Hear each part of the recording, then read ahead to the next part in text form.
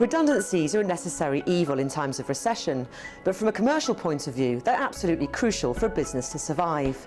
In addition, in an increasingly global merger market, they're simply unavoidable. How to manage them, what to avoid, and how to deal with employees who challenge your decision, all of these are pertinent questions, yet often they cause a huge amount of confusion for clients.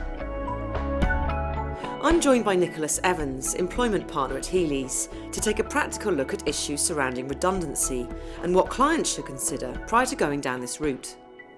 So thanks, Nick, for joining us. So you have a client who needs to make genuine redundancies for the business to survive. How are you going to advise them? Plan the process and make sure you audit that process. It really is that simple. They need to be thinking about the numbers of employees that they think may need to be made redundant. You know, the locations that may come from. They need to be thinking about whether they should perhaps pool some of the obvious choices with other people who've got similar skill sets.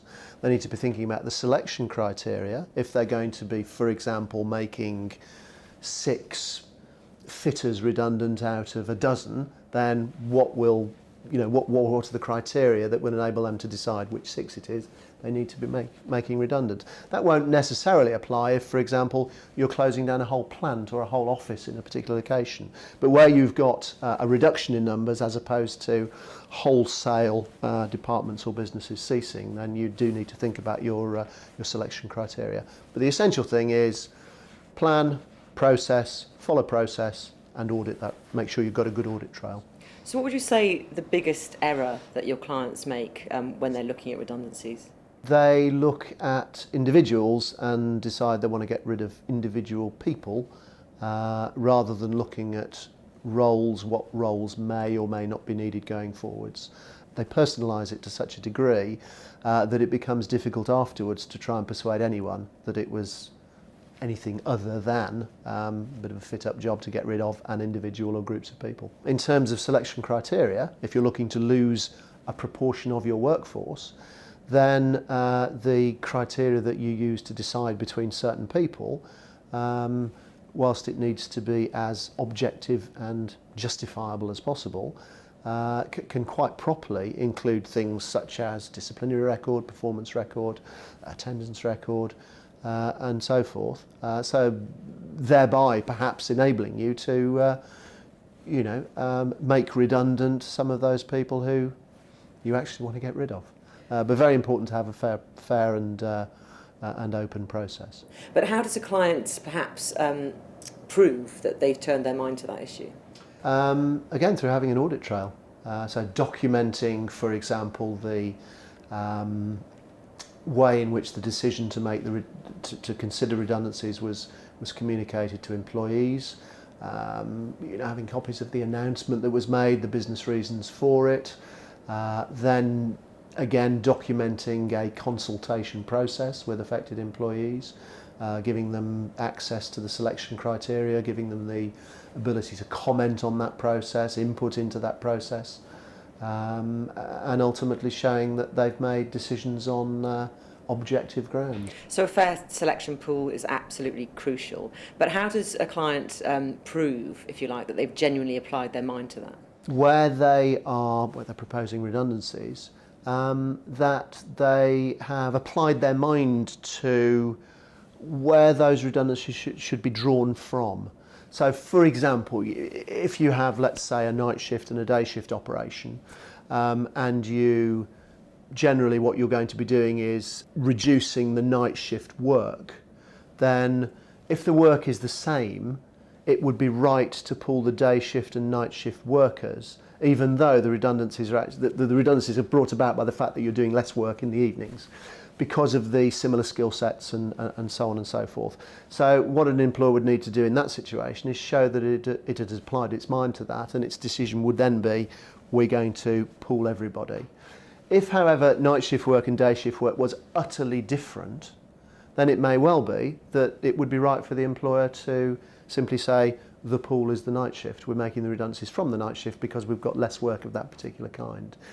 There's no hard and fast right and wrong answers here. So when you're talking about consultation, what exactly do you mean by that? But in terms of individual consultation, what it means is simply providing an individual with information as to why it is the redundancies are proposed, how it affects them, whether they are one of a number of people who may be made redundant, or whether indeed they're simply one of a group in a business where that whole business is going to close, and giving them an opportunity to feed back on the reasons for the proposed redundancies, how those redundancies might be avoided, how the effects of the redundancies might be avoided, that type of thing.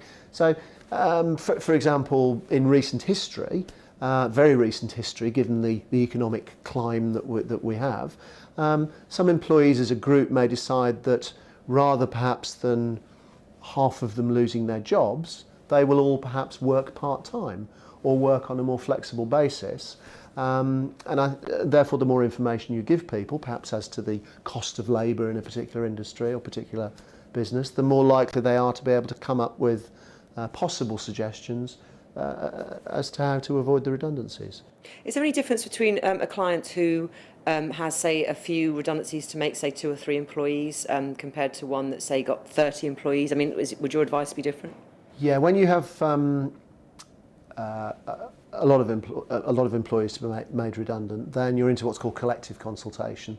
And those collective consultation obligations are triggered where you have generally where you're making 20 or more employees redundant in a 90-day period.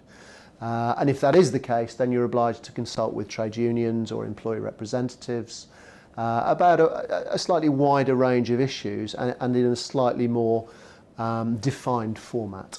Very important to get that right, because there are significant penalties if you don't. And you often hear businesses, don't you, advertise voluntary redundancy. So how does that differ from compulsory redundancy? Well, voluntary redundancy is really just a tool that an employer will utilise in terms of selecting people for redundancy. But rather than selecting them on the objective criteria that the employer has come up with, it will be potentially selecting some people because they stick their hands up and say, I would like to be made redundant.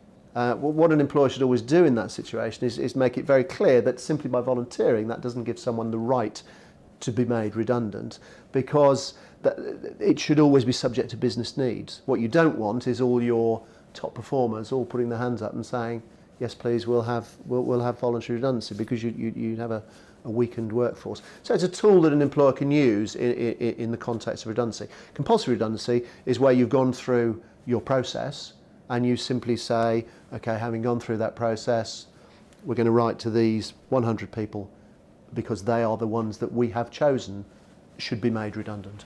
What businesses need to avoid is perhaps losing really good people when times are tough, and then finding that they need to rehire in a year or so's time.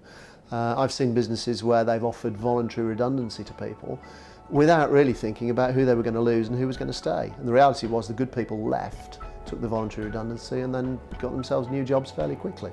Thank you, Nick. Thanks for joining us. My pleasure.